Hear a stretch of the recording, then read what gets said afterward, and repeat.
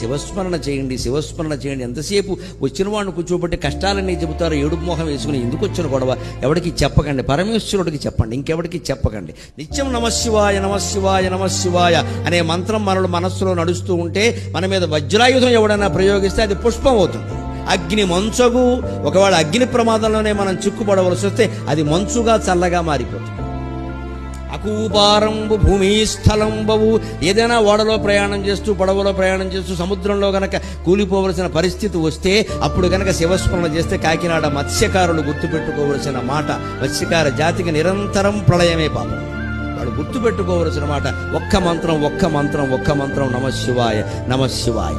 ఎన్ని పడవల్లో ఎంతమంది వెళ్ళినా క్షేమంగా తిరిగి వస్తారు. భగవత్ స్మరణ అంత గొప్పది. మనం అది ఒక్కటి చెయ్యం, తాళ్ళు పేళ్ళు అన్ని జాగ్రత్తలు పెట్టుకుంటాం. గ్రహస్థితి వక్రిస్తే ఈ తాళ్ళు పేళ్ళు కాపాడవండి, పరమేశ్వరుడు కాపాడతాడు. ఖచ్చితంగా భగవద్భక్తి కాపాడు.